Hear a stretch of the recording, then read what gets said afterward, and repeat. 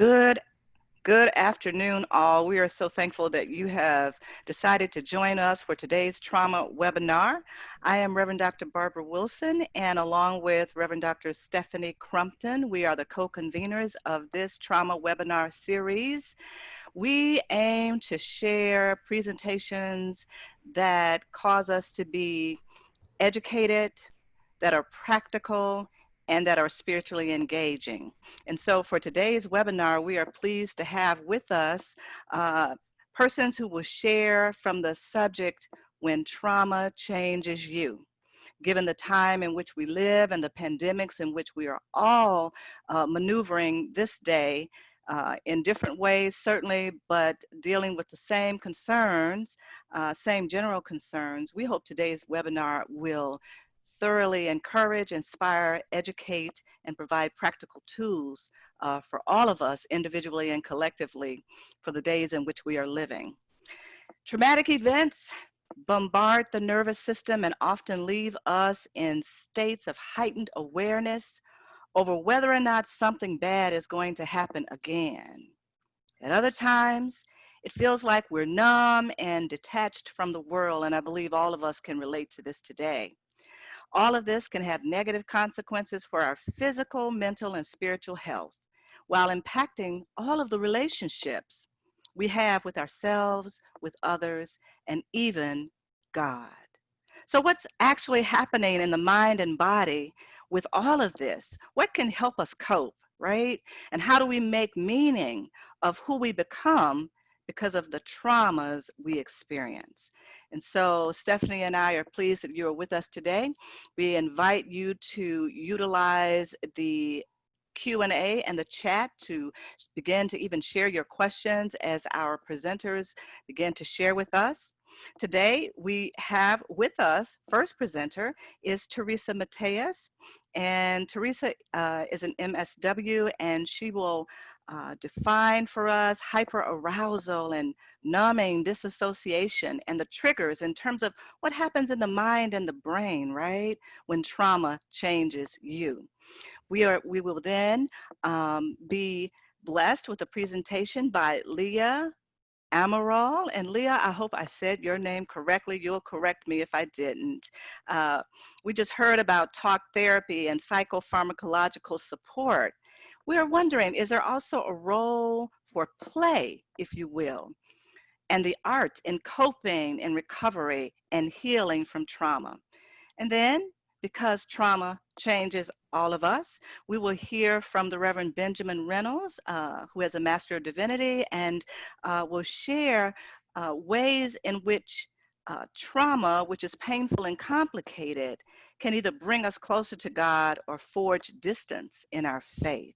And so he will share with us and talk about how trauma can change for the better or worse our relationship with God. And with that, I want to invite our co-convener, Dr. Stephanie. Would you greet us and share, fill in those gaps that I've left out? You pretty much covered everything. I'm just so excited to be on the webinar again with you, Barbara. You know, we've been rocking strong since April, and I appreciate how teamwork makes the dream work between the two of us. I'm so grateful to our panelists who will be here with us today. You said it all. You know, I think that the relevance of today's conversation is we're right on point. We're hoping that we're right on point. And speaking of hoping that we're right on point, to make sure that we are at the end of the webinar, please keep an eye on the chat. We are asking that you would help us to continue to meet you all's needs. We have a post webinar survey. It'll only take 4 minutes. 4 minutes. So we're asking you to share 4 minutes with us to fill out the post survey about today's webinar so that we can make sure that we're meeting people's needs and get a sense of what other things you all may have interest in as we continue to plan through October. So with that, I would love to just hand it off to our educator for our time together, Theresa Matias. I'm excited to have her on here. She and I have been trying to connect for a while, and I am ecstatic that she is here, as well as Leah and Benjamin. Theresa, go ahead and take us in. Wonderful. Thank you for having me here, and also for doing this series and talking about something that is, I feel like, critical in all our lives in all times, but is especially critical in all our lives in this time. And the introduction, even the title of this, When Trauma Changes You, my sort of unofficial answer to that would be yes, right? Is that trauma always changes us. And particularly in the moment that we're living into is this culmination of a sequence of traumas, all that have been building in the world in many ways, you know, the same way a virus builds and grows and manifests and changes over time so that it becomes something that's harmful. So is the same with the state of racism in our country and in our world. So now these moments are intersecting where we find ourselves in a medical crisis, in a racial crisis, in a financial crisis that are all intersecting in one moment. And one in which there are two factors that are very specific to this COVID moment that I think it's important to highlight before we get into some of the ways that our bodies and our minds respond to trauma in any moment. But something I've been talking about a lot as I've been speaking into this moment is that the moment of COVID is a traumatic period that is collective. It's also, but also experienced differently based on our lived circumstances, right? So we are all experiencing COVID in this moment, but we're experiencing it differently based on our geographical, social, racial locations in the world. And so the impact is still different, even though the crisis is collective. I think that's important to note because what kind of trauma shows up, how it shows up is going to be different based on our lived experiences and the bodies that we're in. And also what's different about the narrative of this moment is that COVID is a crisis that we do not know the end point for, which is actually very unique and very important in the way that our body and mind processes information. We can handle almost any kind of suffering if we know when it's going to end, right? Or when there's a terminal point that comes very quickly. So when we think about even some of the major crises in our last generation, or even in the last couple of decades, we can think about some things that stand out, like 9/11. 9/11 was an incident that was violent, that was traumatic, but it also, the incident in and of itself was in the course of a day.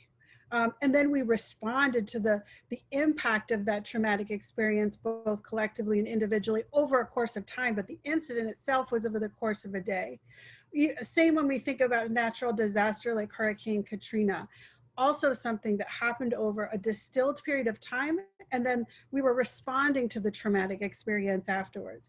What's different about COVID is it's a long sustained period of crisis in which we're all living into, where we do not know what the end point is. So we go to sleep at night and we wake up the next day and the experience is still happening, which actually is highly distressing for our bodies and minds. I worked with combat veterans for 8 years, and I even describe the comparative of combat even as something that the brain can actually hold on to easier. The reason being is that you have a tour of duty. It's 6 months, it's 3 months, it's a year, but you have a termination date where you know you're going back and you're leaving. So even though the period of crisis is extended, there's an endpoint that is definitive. And our brain understands how to process information when we know when it's over, or when it's gonna be over. And so there's a kind of way in which COVID specifically is traumatizing us in a consistent and long-standing way, which means we're constantly stressing. The stress hormones in our body that are meant to respond when there's a crisis are meant to come back down from that place, right? Where it's meant to be, I give the example of like the deer in the woods, right? A deer in the woods is a prey animal, which means in some ways it's always responding from a stress place to the world around it, but it's doing it in singular incidents. So it hears a noise in the forest, it perks up its ears, it looks around, do I need to freeze, do I need to run? And then it figures out and navigates what its approach is to a possible danger. Well, we're doing that, but we're cycling through it over and over in the course of a day, in the course of a week. Now we're going on the course of 4 months. And so what's particularly hard and unique about this kind of traumatic stress is it's sustained with an unknown endpoint. And so our bodies are constantly being cycled in and out of a stress response process that we don't actually fully get to come down from. We don't actually fully get a space of rest. And what's difficult about that is I kind of described the difference in the way that body body's supposed to process stress. Mind's supposed to process stress. We're supposed to be given those alerts like the deer in the woods to tell us whether something's dangerous and do we need to run? Do we need to hide? Do we need to struggle? But we're also not meant to do that over a long period of time. It's meant to be up quickly and down quickly. And so in this kind of a circumstance, the traumatic response, which is natural, turns into a sustained period of traumatic stress, which means that we're constantly igniting those signals in our body and our mind. And over time, if we stress those signals out without responding to them in some way, without decreasing that level of stress in some real intentional way, it can get stuck. And so the diagnostic name for when trauma gets stuck is post-traumatic stress disorder. It's when you come out on the other side of that stress and you don't know how to bring back all the way down all those responses in the body and the brain that says danger is happening. And so the thing I think that is the biggest cautionary note in this moment for all of us to think about is in this moment where we do not know when the stress will end, how do we regulate or how do we bring down those levels of stress in our body and mind repeatedly, throughout a day or throughout a week in a way so that we're actually training ourselves not to stay in that place of stress too long. Because if we do that over and over these courses of months, we can, at the end of whatever this narrative arc is that we don't know what that is, we can end up with those trauma responses stuck inside us. So that when the danger disappears or the sort of crisis goes away, we won't know how to retrain our body not to respond to everything in the world as if it still is the stress, as if it still is the crisis. And so when I think actually the wisdom that we've learned from science about how we understand now better what the brain and the body does in stress and the fact that we can study it is actually a tool for empowerment because it gives us the wisdom to understand, oh, this is what's happening. And so it also doesn't take the knowledge and even the healing remedies outside of ourselves so much as empowers us to be able to engage in practices that are going to allow us to heal for ourselves, often within consult and in community with therapists, with other healing and other kind of care providers. But it allows us, even in this moment in which many of us are stuck in place in various ways, to access the resources and the tools that we'll need to be able to bring that stress level and those stress signals down. And I want to speak into a couple of the specifics, one of the ways that those sort of symptoms and responses show up in our body, and then talk a little bit about the ways in which how we can look at what healing looks like for those dynamics. So you mentioned in the introduction, Barbara, hypervigilance, some of the ways in which we get triggered in the stress response. Again, hypervigilance is, is sort of the fancy name for that alerted in the forest deer face, right? When you see the deer, if you're the person walking on the trail in the forest and you see the deer perk up and look around, that's a momentary experience of hypervigilance. It means that we are hyper aware of our environment because there might be danger. In this moment that we're living into in COVID, we are in a place in which that hypervigilance could be stimulated throughout the course of the day. I mean, when I turn on the news, I'm hypervigilant about 17 times, right, during the news channel. I always talk about, if we want to do a stress response, almost in any moment, but definitely in this moment, we could just turn on the news and see ourselves heightened, elevated, heart rate. You can feel it in your body, right? You feel like sometimes you feel your chest tighten or your throat tighten up. You feel your heart rate expand.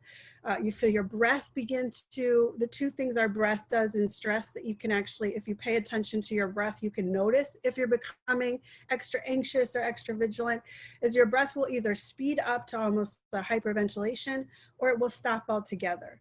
And again, remember the deer in the woods, that's a really good thing if we're about to either run or we're about to hide from something. We want our breath to stop if we're hiding, and we want our breath to speed up if we're about to need to run away from something.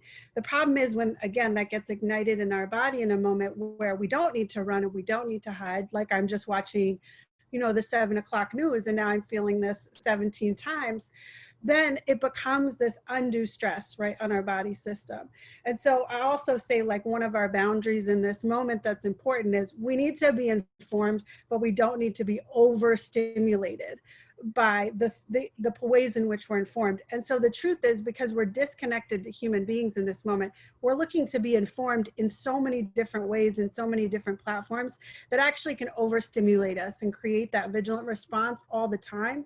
So whereas social media, being on Twitter, Instagram, Facebook, is a great way to know, like, oh, I can see my mom, she's doing okay, she's in the garden, right? Like, it's a place of connection, but it also becomes a place of hyperstimulation. And in this moment, and not just in this moment, but even in the last decade, when we talk not just about COVID, but we talk about racial violence, I keep thinking, I mean, social media is a place that triggers our vigilance and our stress response so badly when we're seeing the violence actually perpetuated against people of color, particularly Black folks in community, visually right in front of us. You know, people are just, there's video after video, there's this, there's that. And then, so that's already been a narrative that has been kind of abusive, an unintentional abuse, right? And harm that's been done that we don't even realize how overstimulated that makes us.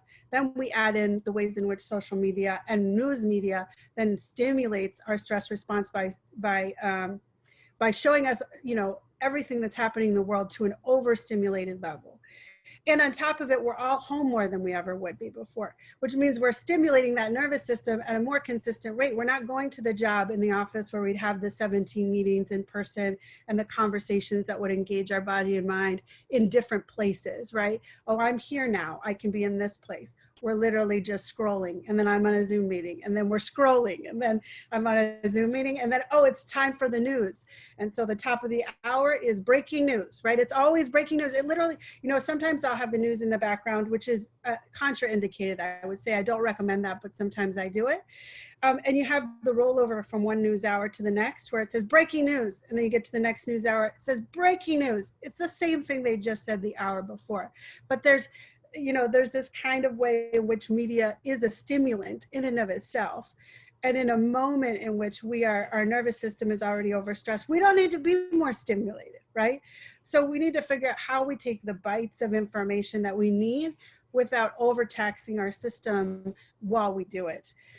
And then, you know, the general anxiety, I've been talking a lot, not just about hypervigilance, but also anxiety as a stress response, again, can be important. And there are things we need to be aware about and be anxious about, right? Did I wash my hands when I came inside after I walked my dogs? You know, did I make sure I was 6 feet apart from the other person that was walking their dog on the street, or when I go around the walk for the, you know, in the park with my kids, whatever it is. We need to be aware, we need to be vigilant. And in some ways that is an essential kind of anxiety. The thing I'm concerned about in this moment is that we can get, again, the same way that all the symptoms of trauma can get stuck, reasonable stress and anxiety can turn into paranoia and compulsion, right? So how does somebody become, people are like, oh, I don't really understand OCD. How does somebody become someone that needs to check the doorknob 17 times a day and wash their hands?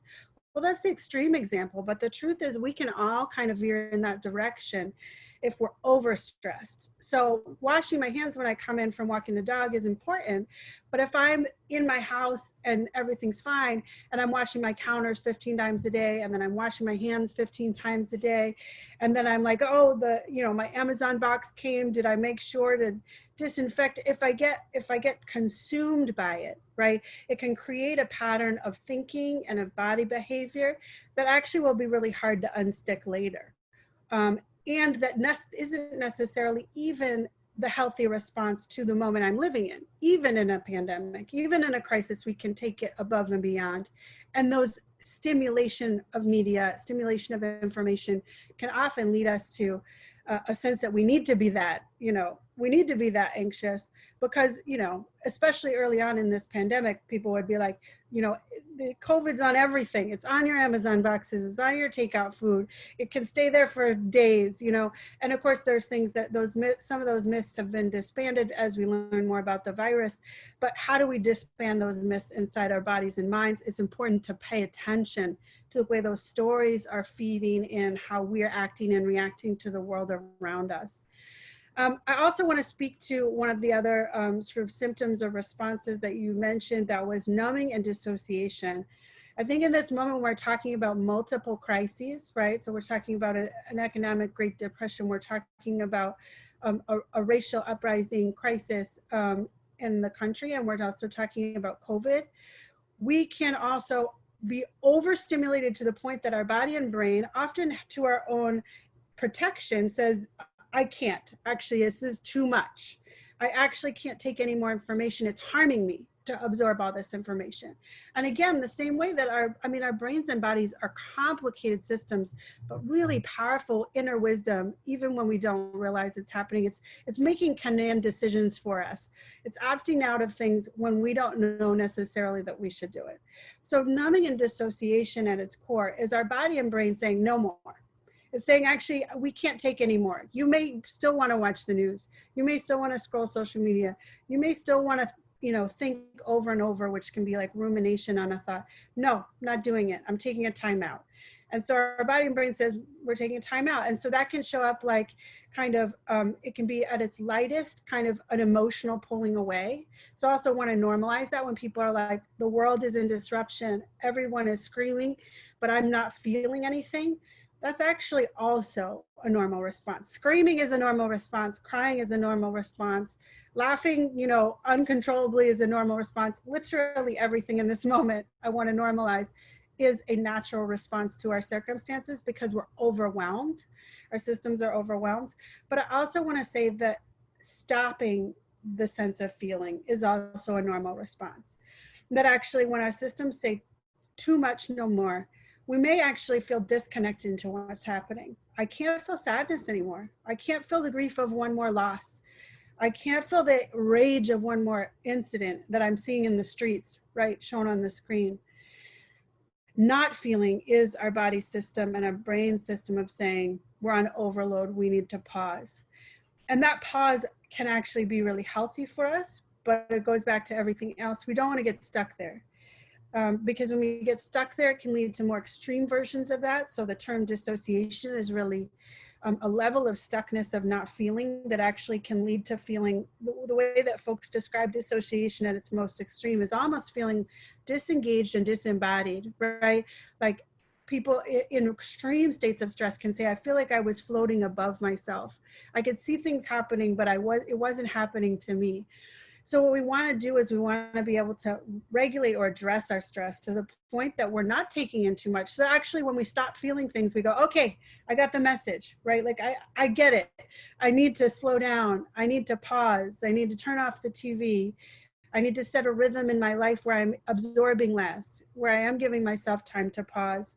And I think one of the things associated with us making those choices that I want to name just briefly is survivor guilt, which is the sense that if I'm not the person that has had the loss, or I'm not the person who got sick, or I'm not the person who got beat in the street, right, at that protest, I feel guilty if I'm not absorbing all the information about it, because it's my responsibility to know everything, to see everything. In some ways, we each feel that we need to both be the historian and the experiencer of the trauma all at once. And we feel like if we don't do that, we're accountable to community. Particularly, I would say in communities of color, I think we feel that even more acutely, that we're accountable to community to be present. But actually, sometimes the best thing we do for ourselves and community is to remove ourselves from being so present in every single moment, so that actually we can sustain our presence for the long haul. And so that we don't get so stuck in our trauma that we end up numbed out, we end up over anxious, we end up so overwhelmed that we're no use to ourselves, right? And we're no use to community. And the way that even we look at the cycles, I mean, I could go on for ages, right? But we can look at the cycles of generational and intergenerational trauma and the way that shows up in our bodies. We are also living into a moment in which COVID disproportionately is impacting communities of color because of the health impact of trauma over the generations, right? So if we continue to hold that in our bodies to the same level that each of our generations past had to, we're going to continue to manifest that cycle, right, in our own bodies. And particularly in this moment where COVID is saying, pay attention to your body.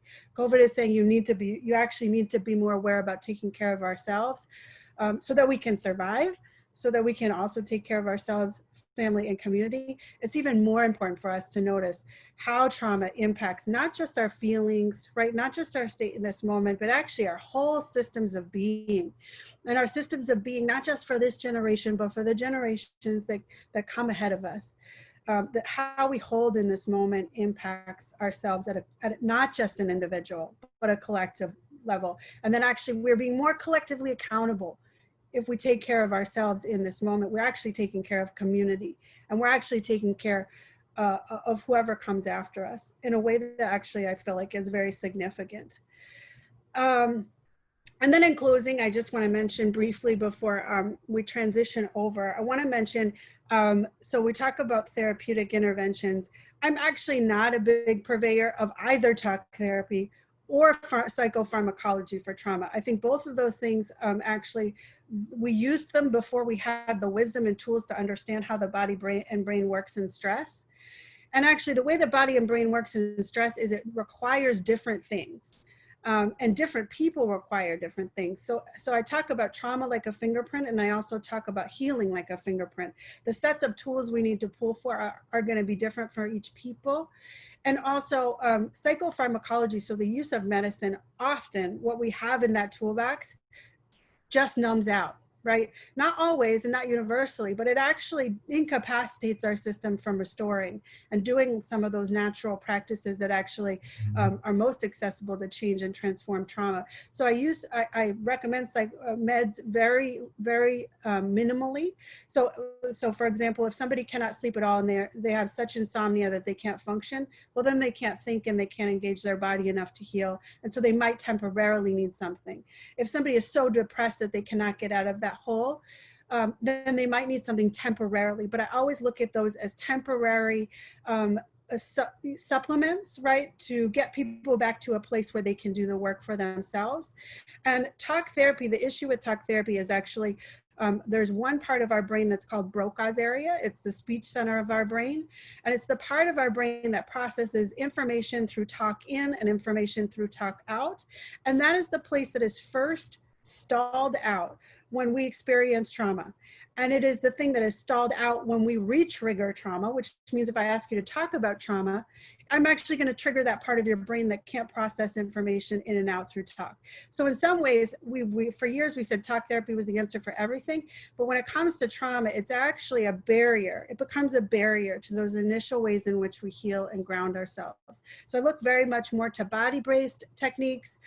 There are some ways in which you can use like cognitive behavioral, so things that help us change the way our brain is thinking so that the way our body processes information can ground in a different way. But straight talk therapy is usually not, it may be a place we get to eventually. So talking through your trauma may someday be a useful cathartic thing for people. But what I always say is it's often not the place to start. And for some people, it is maybe never even the place you get to. You can heal trauma without ever talking about it, without ever talking about the incident. It's not true for everyone. Like, again, healing is a fingerprint, but I don't want to have people feel like they need to, I think also that becomes a barrier to accessing healing. People go, I don't want to talk about the worst thing that ever happened to me. And so they don't even want to go see somebody because they don't want to talk about the worst thing that ever happened to them. And in moments like this, where every day is a crisis, we wouldn't even know where to start with that story. So why don't we just start with the information that our body's giving us and work on how our brain can manage it, and then, figure out what we need next and next after that. So I appreciate this is a very, right, it's a bridged version, but I'm trying to look at the scope of how trauma impacts us, how we experience it, and just the entry point into then how do we address it. Awesome. I'm so grateful to have you here. I really appreciate so much of what you shared. I think what was the biggest takeaway kind of in terms of how to think about trauma is to reframe some of the words that we've been given to talk about what's happening, right? That anxiety isn't always a bad thing. Anxiety is letting you know, pay attention, right? Numbing out may not be the worst thing. It's letting you know, wait, we need a moment. But the issue is when you get stuck in those two spaces, right? And I also appreciate kind of your engagement around talk therapy, medications, kind of noticing that this is a both and there's the notion of it's a fingerprint, that trauma is a fingerprint and so is healing is a fingerprint as well. And I'm also very grateful because there was so much information that this is recorded. So people will be able to access it online at McCormick on our website and also the Chicago Presbytery's website. Theresa, you've done an amazing job of helping us conceptualize what happens in the physical body during a traumatic experience. And you also led us into kind of thinking about some of the things we can do. And for that, we're going to then move into one of those options for healing. And for that, we turn to Leah Amaral. She is an art therapist. I'm so excited. We're expanding our notion of how and what to do when it comes to healing. And so Leah, my question is kind of moving along with what Theresa introduced us to. My question is there a role for play in healing? Because like most of the time we think about trauma like that ain't a play thing. There's no jokes about this play, and is there a role for art in this healing process? Right. Yes. I want to thank the first presenter. I think what you said, there's just so much connection that was made and honoring of our experiences and the multifacetedness of our experiences. I wrote some things down, but I think art therapy and play are about being able to re-engage, being able to get back in your body and be more embodied and to sustain yourself. So what we were talking about, that idea of how trauma impacts your brain and your body, I think that art therapy gives you space to be able to return back to a state of, not saying homeostasis, but I would say back to that state of being able to ground yourself in whatever your experience is. And I think that was named a little bit about what happens in the brain when that toxiner gets turned off. Talking at someone talking in therapy for an hour with you, that might not be the best option. That might be re-triggering like what was named before. So I'm going to go a little bit into just talking about how play and art is able to bridge the gap of being able to return back to ourselves in the midst of the trauma. So let me get that up here. Okay. All right, so when we are thinking about trauma, so what about trauma in art therapy? I like to look at survival celebrated in the midst of the struggle, and then thinking about what is art therapy. So to me, art therapy is the intersection of creative arts and the therapeutic practices that promotes the wellness, liberation, and dignity of individuals and communities through therapeutic intervention. So kind of to tie back to what was said before me, when I work with somebody in therapy, I like to think about what does this person already have? I think that it was named that we actually have a collective and ancestral way of knowing how we survived through time. And before people get to me, they've already survived thus far. So I like to tap into what do people already have as resources within their own body and their own experience and community. So I start off by understanding the different art expression and the communication that person might already know. So someone might share, I used to do African dance growing up, or I sung in the choir, or I love to draw, I love to paint, I played piano. So that gives me a little bit of understanding of what people's language around art expression and communication already is. And then I also like to look into care practices. What are people's care practices that they have learned to sustain themselves already? So what are their self-care practices, and what are community care practices that they tap into to sustain themselves? And then that kind of bridges into this idea of support, resources, and survival strategies. So what are those community supports, community resources? What are those resistance strategies, survival strategies that you already tap into? So that was named earlier. If you're anxious, what are some things that you already do to regulate yourself? If you need to pull back from that social media or the news, what do you go to? What do you do in order to regulate yourself? And then I like to look at people's strengths. So what are the strengths that are embedded in you already, that are skills that you already have? So I look at that. And then to tie back into what the first presenter was talking about, when you think about the trauma people experience, it's not an individual experience. You look at people's social location and their intersectional identities and how they are positioned globally and socially, and looking at that and being able to tie people to their experience of like, this is not a happenstance, the trauma that you're experiencing, and try to tie it up on a system level. So I like to do that as well. And then when we connect back to their individual experience, I like to hear about the stories and histories and memories that folks already have. And normally I'm able to tap into that through art making. So there might be different materials that we use to be able to recall stories, recall history and memories. And then the last thing I like to know about folks is what is their religious and spiritual practices. So what do you do to take care of your soul? Do you pray? Do you go to church? Do you have a small group that you tap into? Are you meditating? Are you tapping into some type of religious text to honor yourself? And I think going back to what was said before, I think that's able to look at a wholeness, a wholeness when it comes to wellness. And I want to answer the question that was posed. So what is the role of play in the arts and coping and recovery and healing from trauma? So these are just a couple examples that I want to talk about. I think that art and play can have a way of memorializing and honoring grief, loss, and experience. I think it can have a way of assisting in recalling memories. So we know how trauma works.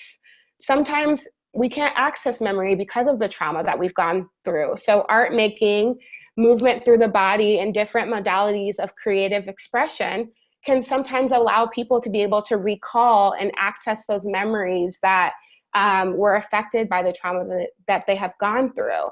I think that art has a way of archiving experience. So over a period of time, the collection of pieces is actually an archiving of experience. It has a way of naming. So naming, okay, I'm depressed, but okay, where did this depression come from? Oh, I'm in a domestic violence home, a situation. Okay, that speaks to gendered violence. If it's a Black woman, that speaks to racial gender violence. So being able to name through art, it provides historical context. So I sometimes bring in videos and artwork from the Black arts movement. I mostly work with Black women in my practice and Black youth. And especially in this time that we're in with the uprising that is happening to the injustice that has occurred, I like to reference some art and documentaries that were taken through the Black arts movement to bring into context what's happening now and what someone's experience around what's going on right now. I think it can provide space for storytelling. It can give room for celebration, empowerment, and joy. So to tap into the play part, when I work specifically with the children that I work with in play therapy, it is led by them. There can be sessions where we don't talk about anything. We play the whole time.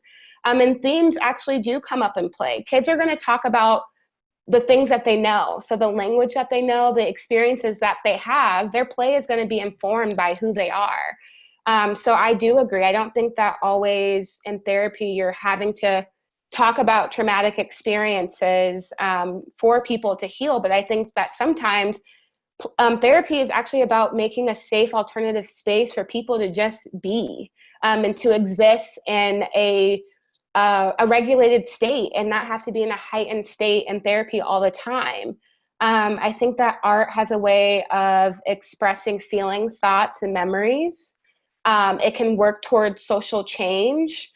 So I do art activities with individuals where I will ask them, like, what is your point of view on what is going on around you right now, if that's something that they've brought up in therapy. And then they'll actually make art pieces talking about their own experience in relation to what's happening. And I think that when people tap into the critical consciousness around what's going on with them and knowing that it's not just an individual experience, I think that can work towards social transformation and transformative action and resolutions to what's going on with folks. And then lastly, I think that art gives space for meaning making other than verbal talking. I think that art has a way of containing and holding experience that I think that sometimes verbal talking, when we're thinking about trauma, I don't think that always, not always, but I don't think that people can always access that talk center in their brain. So in closing, I just wanted to give some examples of how I use art therapy with the people that I work with. I use art activism, so that's kind of the experience that I explained before. Story circles, so in group settings, this originated in the Black arts movement, but if you got together with a group of people in art therapy and you maybe pose a question, how do you feel safe? When is the time that you felt supported? And then someone actually will tell their story, the whole circle tells their story. And then at the end of that, there's a witnessing of the stories that takes place through art making. So that's something that I've done with folks. And then reading poetry. I bring in poetry into my sessions as a reference point to kind of mirror the experiences that people that I'm working with go through. So I, again, work with a lot of Black women, so I might bring in poetry that talks about motherhood or talks about the experience of being a Black woman, and I might read that, and then we might make art in response to that poem. Movement, that was talked about earlier. Movement is also another form of moving through the trauma that people have experienced in order for them to be able to return back to themselves. You can read faith stories and other texts to make meaning of experience, and then also just exploring with materials in general. So not directed, but a whole session could be silence, and we're just making art together, and that's actually giving space for people, especially people who are in dissociative states, to be able to still be connecting in their body and being present in their body, but they're not being able to connect sometimes with that talking space. So that gives them the space to be able to work through what's happening in their body. And then the last thing I wanted to show was this example that's on my screen is an actual activity that I do with folks. And it's a way to be able to get ready to engage. So it talks about body scan, emotions, thoughts, reactions, and then also people's arousal level. So in this picture specifically, this person was angry. So they drew, their fist has the red around it. They drew red in their chest because their heart might be pumping. They feel tight in their chest. And then this person specifically drew a lot in their head, feeling like their mind was fogged up, that they're not able to think or access their thoughts in the way that they need to. They drew maybe what their facial expression looks like. And then writing down, no one ever listens to me. I am feeling very upset. And I always get in trouble and I don't get to explain myself. So this activity specifically, I do this at the beginning of each session, and it's actually able to archive what's going on in your body. So when you think about trauma, you think about the sensations and the things that are happening with the breath, the heart, the mind, the arousal level. You think about if you're dysregulated or not, even when you're coming into session, and then that informs us what we might need to do that session. But I think that art therapy in general and art has a way of connecting that mind, body, and soul emotion experience in order for people to be able to return to return back to themselves. So if that's stepping away, if that's just making art and stepping away, or if that's coming back and being all in the feelings, and we talk about it the whole session, but I think that it gives more space for folks to be able to sustain their self, to have more embodied experiences, and it not just being about survival, but inviting people to really fully embody their whole existence within the context of what's going on. So yeah, that's what I had to offer today about art therapy practices. Leah, that was so insightful. I think that one of the things that really kept coming home for me, and I heard it in a few different ways, is literally the notion of how to come home to oneself, right? Right. Theresa did an amazing job of helping us, think about what makes the self in some ways an unsafe place to be at home in. And the process of coming back to oneself, talking about art therapy as a way of reintegration in some ways. I appreciate both of you all. The emphasis on working with where a person is as opposed to starting with them at where they should be, right? If a person is afraid, if a person is not able or willing to access speech about something, why push them, right? Why not offer another modality? And that because then it doesn't recreate or create a new level of trauma while somebody's trying to get help are some of the things that I'm kind of immediately walking away with from both of you all's presentations. Leah, I also am going to use this last thing that you said as a segue into our next speaker, talking about how art, play, as forms of therapy have a way of reconnecting the mind, body, and the soul. Right? Because I think there's a way in which sometimes we can only think about the mind, only think about the body, or at least think about those two. But sometimes we get a little lost about how to talk about the spirit, the soul, right? And that's the God question, right? And that can be a little tricky. And I think I have the right person on the line to talk about the trickiness of trauma and God talk. And so, Benjamin, my question for you essentially is, can you talk about how trauma can change for the better or worse our relationship with God? Thank you, Dr. Stephanie, as well as Dr. Wilson and McCormick and our panelists, my panel friends on the panel, Theresa and Leah, who I've met virtually today, who have delivered such a wealth of knowledge to us. I want to begin my time by reciting a poem. Well, son, I'll tell you, life for me ain't been no crystal stair. It's had tacks in it and boards torn up and splinters and places with no carpet on the floor bare.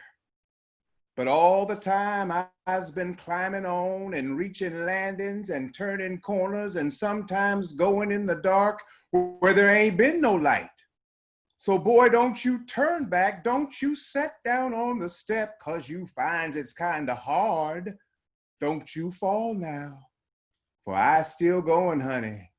I still climbing, and life for me ain't been no crystal stair. Of course, you've just heard me recite Langston Hughes' poem, Mother to Son. And I open with this meaningful poem because it has become for me a daily mantra. It isn't easy, but you got to keep going. And like the psalmist David, and like most of us, sometimes you just have to encourage yourself. Trauma is painful and complicated in ways that can either bring us closer to God or forge distance in our faith. And I want to talk about how trauma can change, for better or for worse, our relationship with God. I'm going to do that by inviting you into my story as one who has experienced firsthand trauma. One of the most exciting moments, and perhaps one of the darkest moments in my life, was when I came out, or as I like to often say, netted in my immediate family first, and then publicly the congregation, my church, my spiritual family that I had been serving as senior pastor for 16 years, when I netted them in that I'm a gay man and believe this is the way that God created me to be. I should also mention that I grew up in that church. I preached my initial sermon at the age of 14 in that church and later came back to be their pastor. These people knew me. And in both instances, I connected I connected them as my families, my immediate family and my church family, familial relationships, and I connected all of that to God.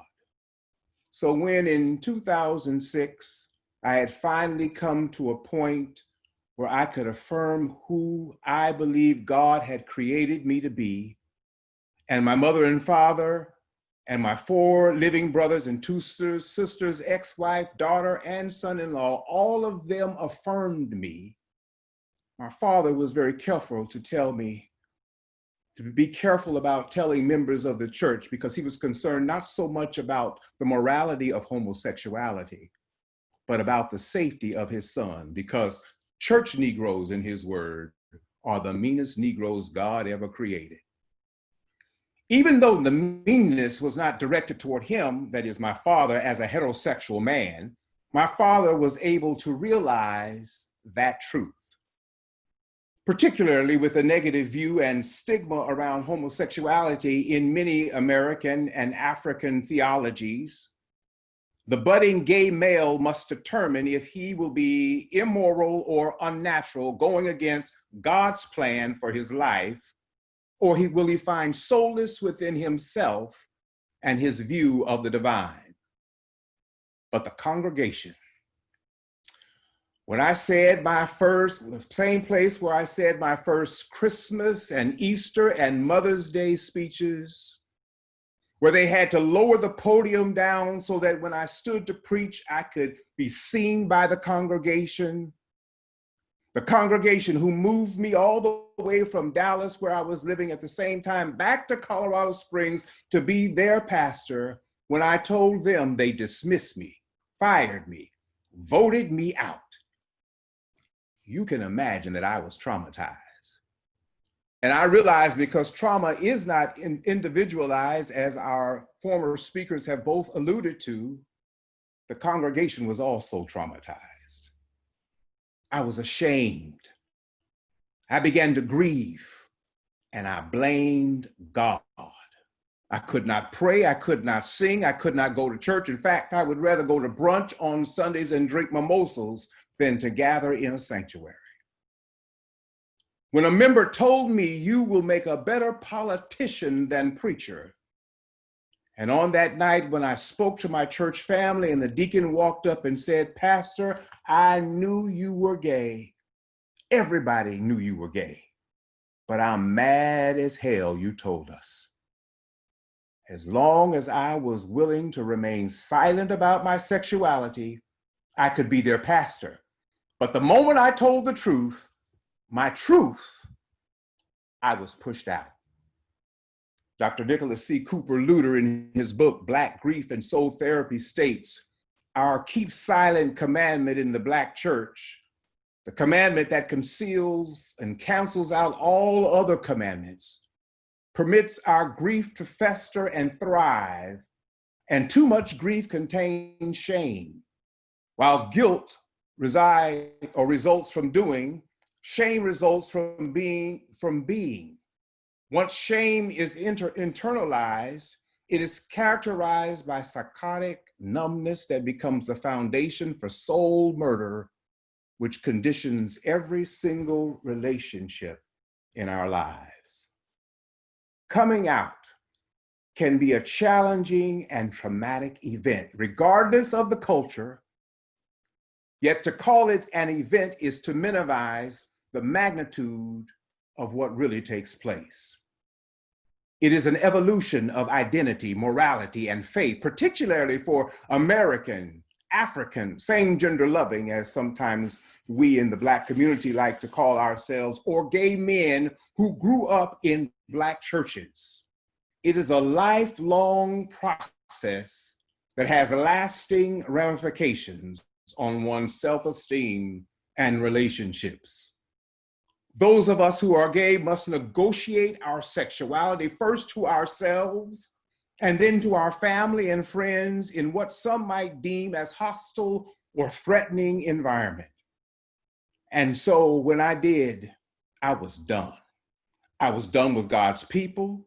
I was convinced God's people hated me, and I believe God was done with me too. Trauma puts us at odds even with ourselves.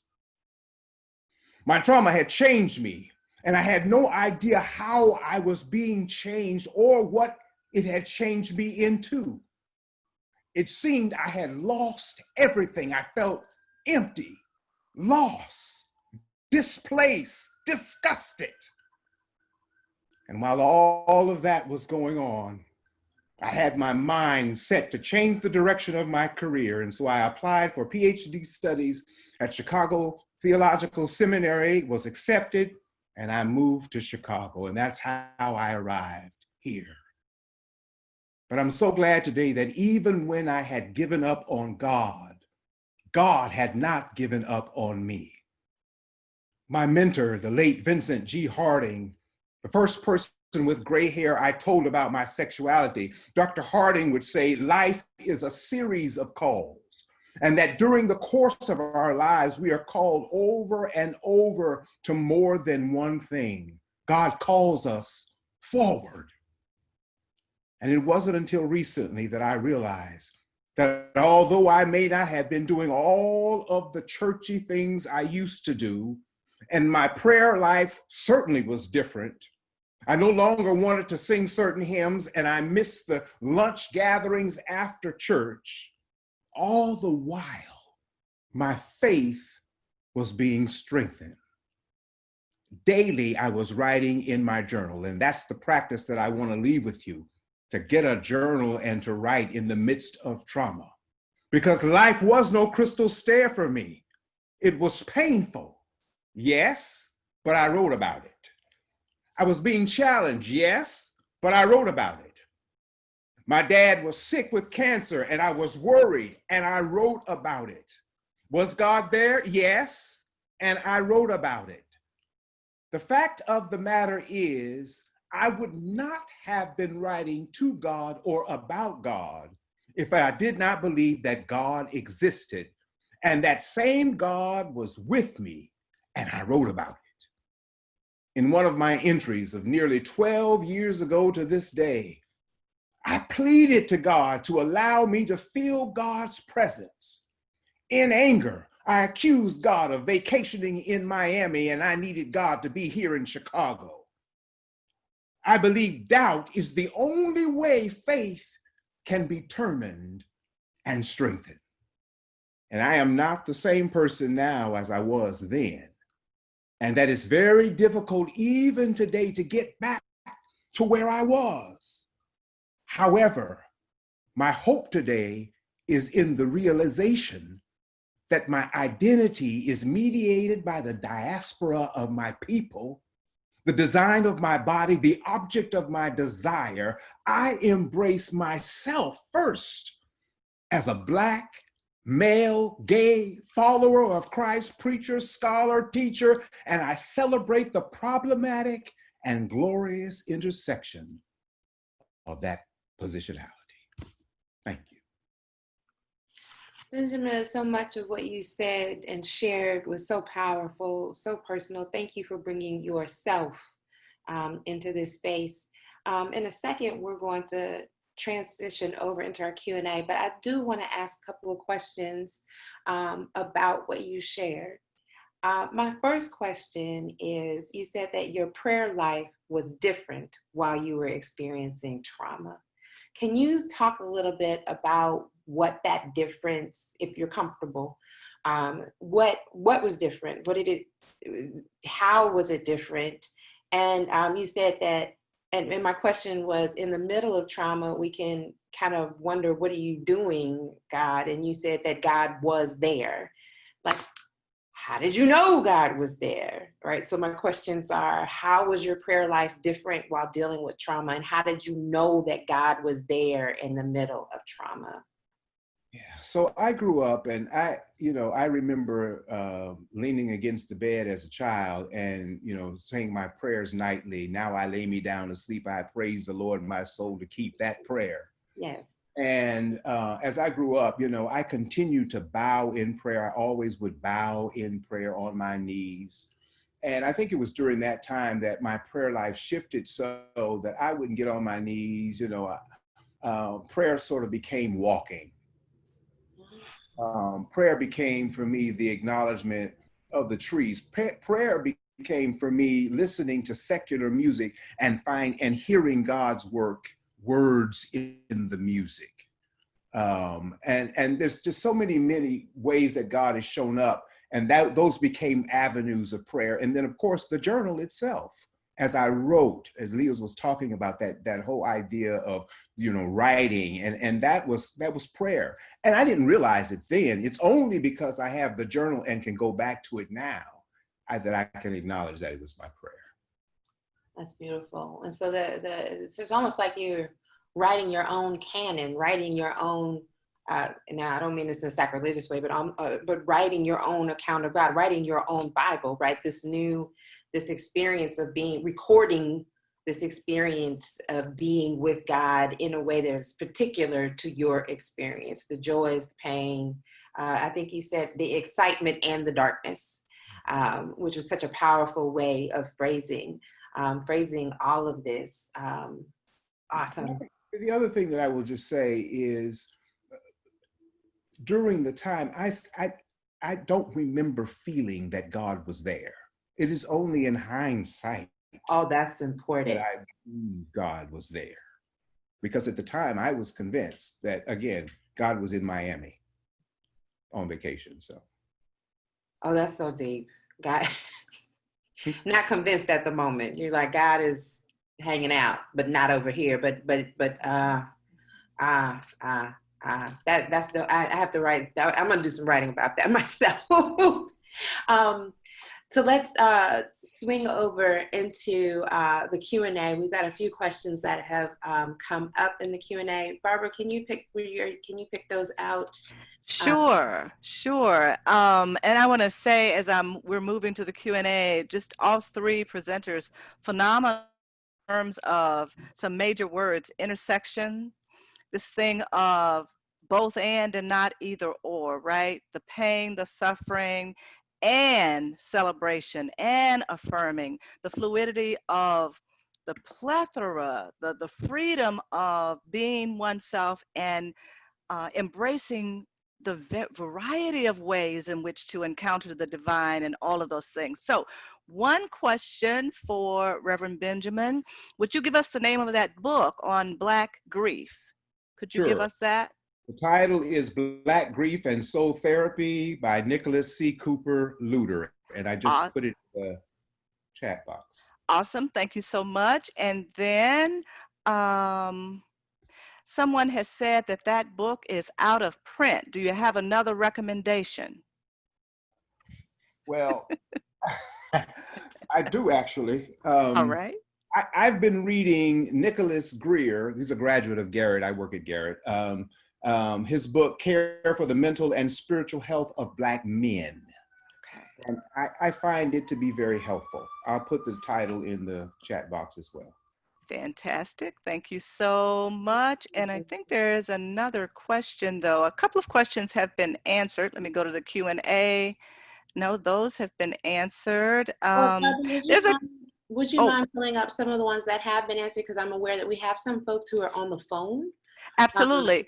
You might be able to access the chat, and Theresa was willing to revisit some of those too. Awesome. I'm not sure this one was answered. Question is, how do I begin to work with my parents of CPS students that are experiencing these very symptoms of stress? I feel double impacted because our students are stressing and their parents. I will need effective strategies to support in person and computer ways to make sure we have a successful teaching and learning year. So presenters, responses and wisdom.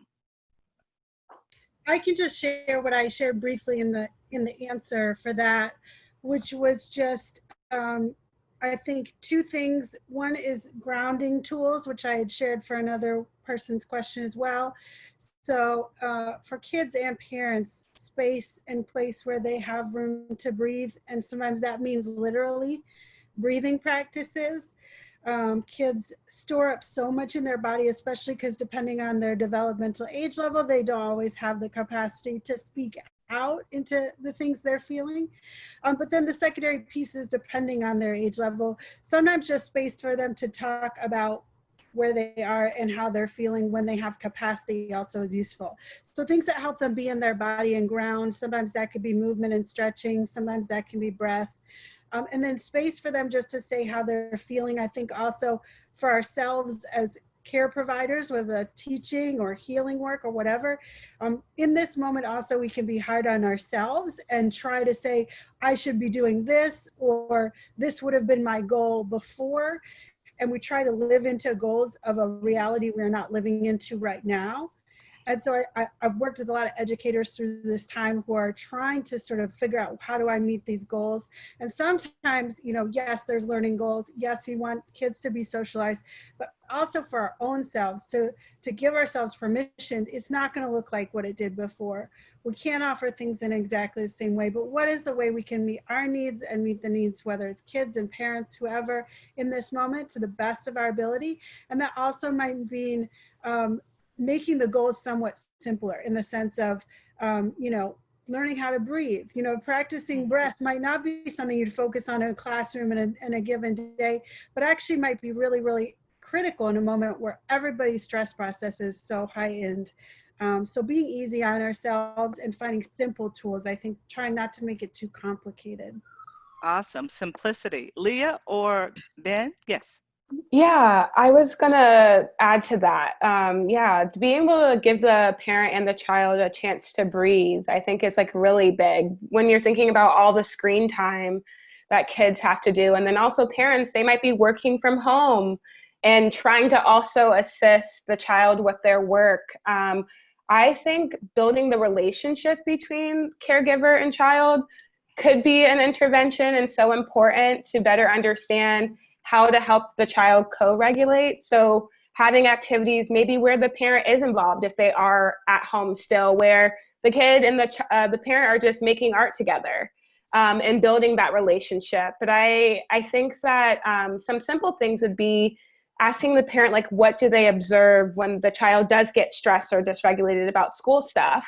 And then offering, you know, the breathing techniques or offering different ways of talking to the child that will help them calm, or taking breaks, like being able to, like, maybe today we're going to take a break and maybe we'll do the, you know, work offline and then you can send it into the teacher. But I think giving other options other than just this all on the screen the whole time, like giving room for breath. Yeah. Awesome. Reverend Ben, did you have a comment? I will just simply say those of us who are part of a community and don't have children, we can certainly say to those who have children, you know, let them come over and let me give you a break, give the child a break from being with the parents so we can support each other in that way. Mm-hmm. Awesome. Stephanie, I believe you have a question. I do. I have, I want to circle back to two themes that I'm hearing. The first is around intersectionality that has shown up through all three of our speakers, and also the matter of shame, right? Benjamin, you did a powerful job of talking about shame, and I wrote it down, shame about when you speak your truth. And then there's also the shame over actually hurting, right? That people sometimes can shame you for speaking up about whatever your truth is. And so I'm thinking about kind of this notion, the overlapping and triggering experience of shame, right? And so you talked about how you were being shamed, right, for your sexual identity and I love this term, netting in, not coming out, but netting in, expanding the net of folks who love you and you want to love, right? And so the shaming that happened in response to your sharing your truth is one level, but then I'm thinking about in this current moment, the overlapping shames that are happening, the shame about talking about I'm having PTSD symptoms, right? And then when that runs into or can bump up against a previous experience of shame, the intersection of shame, I think is what I'm kind of raising an awareness around, that it isn't just one part of ourselves that is being impacted, one part of our identity that's being kind of impacted and triggered in different kinds of ways. So I just wanted to put that out. If we can just talk a little bit more about overlapping experiences of shame from each one of you all's perspectives. I'll start and just say that I'm thinking now of the Black Lives Matter movement, which is a very powerful movement. And alongside that movement, the question about all Black lives is the value of those whose sexualities, who is different from the norm, are those lives valued, not just in terms of marching, but when those Black bodies show up in other places in the community. And I think for me, that is always, we're always negotiating that. If you're walking down 53rd Street, it becomes a negotiation. You know, I'm Black, so I feel proud to walk down 53rd Street, but do I have to negotiate my sexuality in any way? So I'm always trying to pay attention to that. The negotiations, right? And part of it is being human, being alive, having and taking up space. Yeah. Right? Yeah. Awesome. Theresa and Leah? Yeah, Yeah. I You can go. I was just gonna say that, you know, I resonate with that, and I was in a call yesterday with one of the folks was a trans Black activist, and talking just about that. How do we create space for everybody's whole self, so that actually we're not reciprocating harm, right? We talk about the external harm. I work a lot with social movements and trauma, external harm, but also how do we make sure that our communities are authentically protective? And I use also the language of protective versus safe, because safety is an illusion, right? Safety is an assumption that we actually can't meet that need. So we create spaces, and if we call them safe, or we're going to make them safe, it's actually a false promise to ourselves if we're facilitating that space, and to others if they're entering into it. So I like protective space because it creates a set of communal parameters that we're actually, it's an interdependence of saying, you know, we can't know everybody's whole self fully, but we want to create a space. We're going to vision a space where everybody can come in with their wholeness, so that we're not reciprocating harm. We're not reciprocating, knowing that we're not going to do it perfectly, but the protection means, and in some ways that's a spiritual principle, right? Protection and being protective, and even there are rituals of protection in all our ancestral lineages, I think, for that purpose, that protection is so important. So how do we protect space with and for each other? How do we protect space when we walk into it for ourselves and holding our own wholeness of who we are and our identities?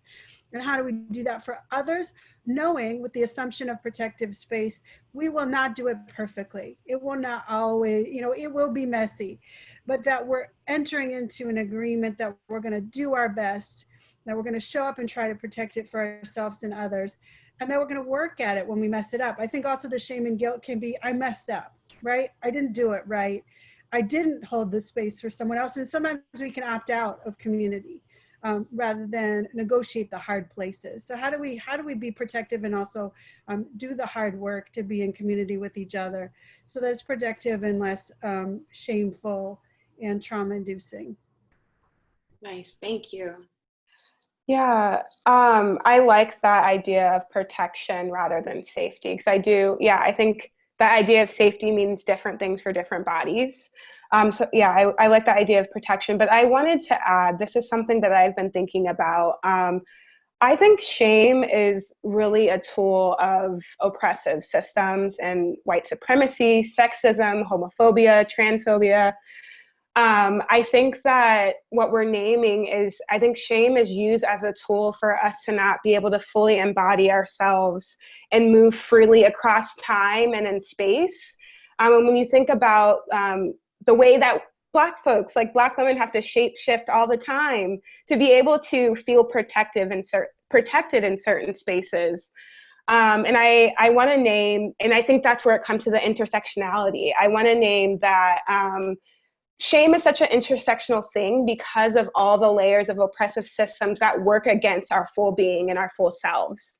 And I think that that's why it's so important to have practice of liberation. That's why it's so important to have spaces, alternative spaces of liberation, alternative spaces of freedom, alternative spaces of affirmation and joy, because shame is such a strong tool that is used to keep people away from community, isolated, not loving themselves. When you think about anti-Blackness, when you think about a lot of things that happen in relation to our identities, shame is a huge tool in pushing forward systems of oppression. So I'm glad that we're talking about this, because I do think it's a tool that is used to keep people not in an embodied experience where they can move across time and space. So can I jump in, Stephanie? This is fascinating, and I just want to name that.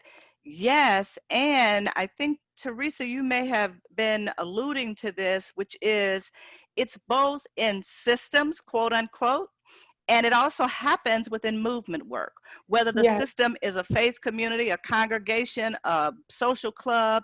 And so we have this in tandem dance. So this very same thing that we may come together to work to interrupt in a system, that the impact of white supremacy and all that we've talked about also operates within all of us who are doing that collective work. That's another webinar, but phenomenal. Now we have a question here that piggybacks on the shame question. Say more about the layers of shame after trauma, and you may have already begun to do that, but that's one other question. Is there more that any of you would say about the layers of shame after trauma?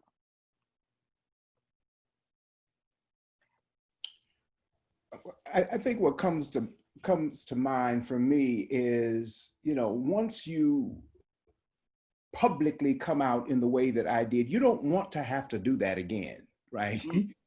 I mean, it's public. It's you don't want to have to do it, and yet you're aware that not everyone will be informed of that. But I'm thinking about even coming out in 2006 and then moving to Chicago around 2012 or so. A church in the south suburbs asked me to come and interview as a pastor there. And I arrived in the parking lot and was met with a deacon carrying something that he had printed off the internet. And he says, "You're not welcome here because I just read this about you on the internet." And it's like, I mean, I was carrying so much shame in that moment. And yet, I had moved on beyond coming out, right? And it was up to them to have done their homework. I certainly was not ashamed to tell them. But the point is, it repeats itself. You're re-traumatized. Understood. Yeah, Go ahead, Leah.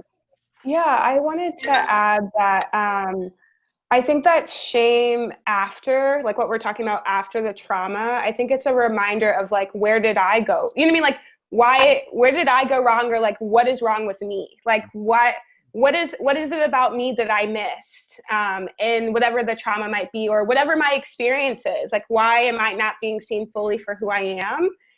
And I want to talk about domestic violence situations. So I do work with survivors of domestic violence, but there is a lot of shame around, like, why didn't I leave earlier? All these different things of like, why this, why that? And I think the importance of looking at like the strategies that people use to survive in those moments, I think is a way of speaking to shame of like, okay, but what did you do to keep yourself, like, survive? What did you do to honor yourself during that time? And I think that's a way to return back to focusing on the actual person rather than on the shame. So I think that's, I guess, an intervention that I would provide of how to move past that shame is by returning back to the individual and what they did in that time of trauma to survive. Nice. I would just follow that up with speaking into the current context of the moment. I've been talking a lot about people they do their work on trauma, and then sometimes we feel like, oh, that's done, or like I worked really hard to address that. And what I want to really lift up is that in times of crisis and stress, the traumas you thought you worked on can show up like old ghosts from the past. They could show up in nightmares. They could show up in memories that will poke up in the middle of the day that you don't know where they came from. And so there also can be a lot of shame, a sense of shame that, oh, I thought I worked on this. Why am I going backwards? But the truth is that trauma is not just a disruption in our body of the present moment, but it also is a ripple effect of a memory. It brings the memories of when our body and our mind was last and our spirit was last in that kind of distress. So I just want to honor people. I've been using the language, be gentle and generous with yourself in all the ways in this moment. The things that from your past that you might have thought you dealt with that were traumatic, or even the thing that happened yesterday that felt like not a big deal can make you weeping, you know, this afternoon. So I think also, so we don't feel like, what's wrong with me? Why can't I handle things? Just a gentle and generosity with ourselves right now, knowing that we're going to be more sensitized to past and present, and that that's okay, that we can let that be. Nice, nice. Being gentle with oneself, being kind with oneself. A quick question, and I think Theresa and Leah, you all addressed this, but there is a question in the Q&A just about talk therapy. Part of what they're trying to get clear about, it says, I feel it does more damage than healing when all the focus continuously is on negative and making people relive the hurt. Is there a book on problems with talk therapy and other, and then I think they're asking for suggestions for other alternatives. Yeah. Oh, sorry, go ahead. No, you can go. You can go. I was just going to say, I mean, if it's also helpful to send out some resources after, you know, to folks in an email, that would be fine as well. Sure. There's been a lot more literature in the last handful of years on this, you know, and really on a transition based on our learning. In terms of like racial healing and harm, I would recommend Resmaa Menakem's My Grandmother's Hands. There's also a wonderful book by Babette Rothschild called The Body Keeps Score, which is a bit older, but it talks about how the narratives of harm show up in our body.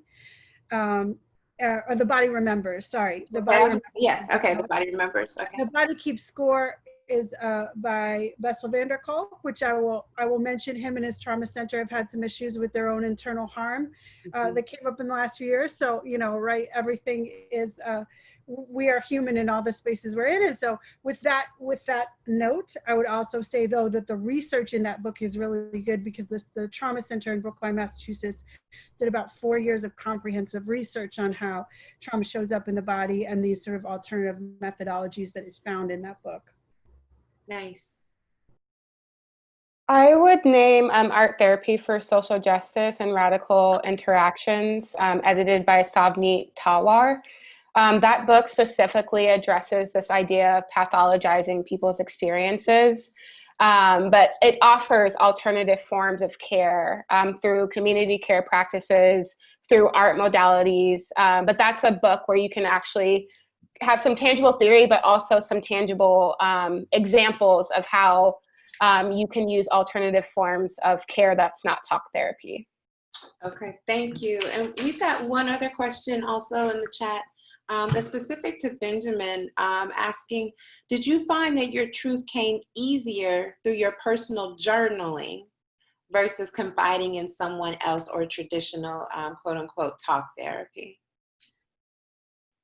Well, the journaling part was really came secondary to what really happened initially.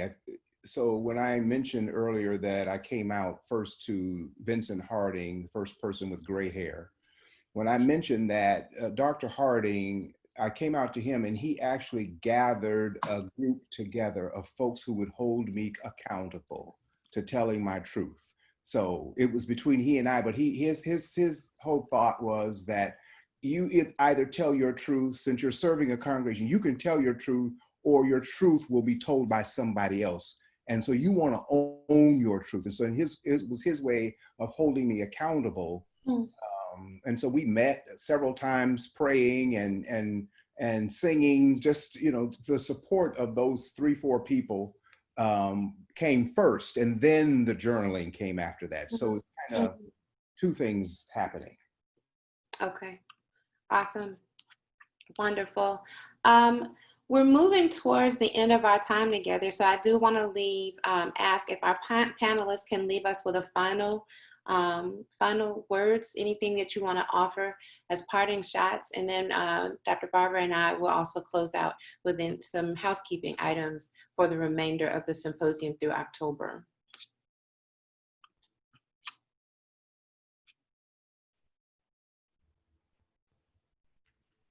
They may be talked out. They may have laid it all out on the field. No problem.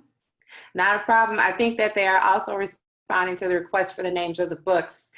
So keep an eye. I think they laid it out on the field, and then they're leaving us with some notes in the chat. So a couple of things.